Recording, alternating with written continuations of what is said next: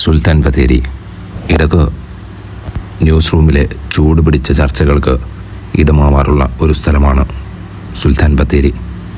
വലിയ വിവാദങ്ങളൊക്കെ ഈ പേരുമായി ബന്ധപ്പെട്ട് പലപ്പോഴും നമ്മൾ കേട്ടിട്ടുണ്ട്.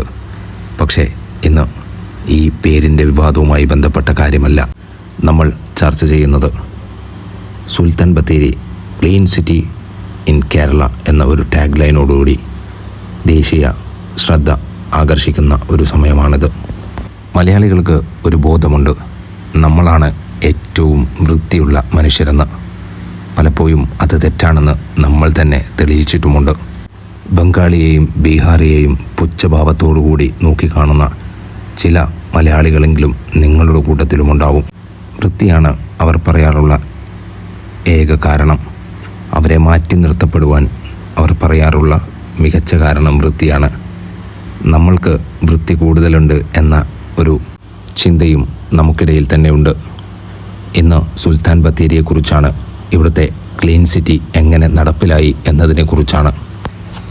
പഞ്ചായത്തായിരുന്ന ഒരു സ്ഥലം മുനിസിപ്പാലിറ്റിയായി ഉയർത്തപ്പെടുമ്പോൾ അവിടെ എടുക്കുന്ന ചില തീരുമാനങ്ങൾ ഈ ഒരു നഗരത്തിൻ്റെ കാഴ്ചയെ, സുൽത്താൻ ബത്തേരിയെ തന്നെ മാറ്റിമറിച്ച ഒരു തീരുമാനമായിരുന്നു.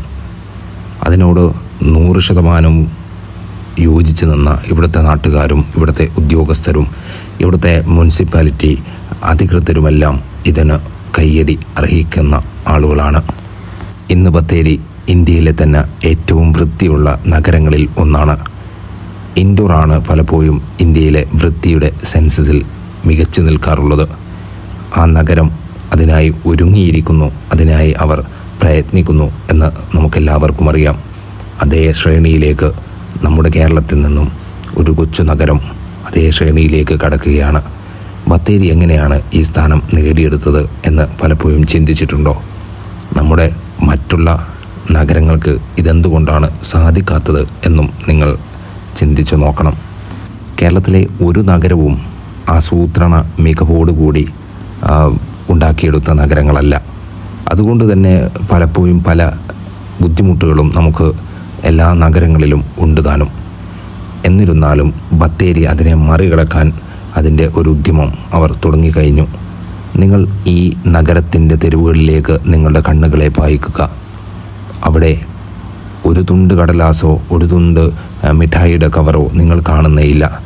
എങ്ങും അലങ്കരിച്ച മതിലുകളും അലങ്കരിച്ച ചെടിച്ചട്ടികളുമായി ബത്തേരി നമ്മെ കാഴ്ചയിൽ തന്നെ നമുക്ക് വ്യത്യസ്തമായ അനുഭൂതി സൃഷ്ടിക്കുന്നുണ്ട്. കേരളത്തിലെ ഏറ്റവും മികച്ച വൃത്തിയുള്ള നഗരം ഇന്ന് സുൽത്താൻ ബത്തേരിയാണ്. നേരത്തെ പറഞ്ഞതുപോലെ തന്നെ ഇതൊരു മുനിസിപ്പാലിറ്റിയാണ്. പല മുനിസിപ്പാലിറ്റിയിൽ നിന്നും ഇവിടേക്ക് ആളുകൾ കടന്നു വന്നുകൊണ്ടേയിരിക്കുകയാണ്. നിങ്ങളെങ്ങനെയാണ് ഇത് നേടിയെടുത്തത്? ഞങ്ങൾക്കും ഇതുപോലെ മാറണം എന്ന് പറഞ്ഞ് പല മുനിസിപ്പാലിറ്റി പഞ്ചായത്തുകളിൽ നിന്നുമെല്ലാം ഇവിടേക്ക് ആളുകൾ വന്നു കൊണ്ടേയിരിക്കുന്നു എന്ന് അധികൃതർ നമ്മളോട് പറയുന്നു. എന്തുകൊണ്ടായിരിക്കാം ഇവർക്ക് ഈ മാറ്റം സാധ്യമായത്? അതിൽ ആദ്യം കൈയടിക്കേണ്ടത് ഇവിടുത്തെ ജനങ്ങളെയാണ്. അവർ ഇതിന് തയ്യാറായി വന്നു. അവർ ഇതിനു വേണ്ടി ത്യാഗം സഹിക്കാൻ, ഇതിനു വേണ്ടി എല്ലാവിധത്തിലും സഹകരിക്കാൻ തയ്യാറായി എന്നുള്ളത് തന്നെയാണ്. മലയാളികൾക്ക് മറ്റുള്ള ആളുകളേക്കാൾ വൃത്തിയുണ്ട് എന്ന മിഥ്യാധാരണ പലപ്പോഴും തെറ്റിച്ചുകൊണ്ട് നമ്മുടെ ഇടയിൽ തന്നെ ആളുകൾ പല വിധത്തിലുള്ള വൃത്തികേടുകൾ നമ്മുടെ റോട്ടിലും നമ്മുടെ സമൂഹത്തിലുമെല്ലാം ചെയ്തു വയ്ക്കുന്നത് നമുക്ക് കാണാൻ സാധിക്കാറുണ്ട്. എന്തുകൊണ്ടായിരിക്കാം ആ ആളുകൾക്ക് മാറണം എന്ന ഒരു ചിന്ത തോന്നാതിരിക്കുന്നത്?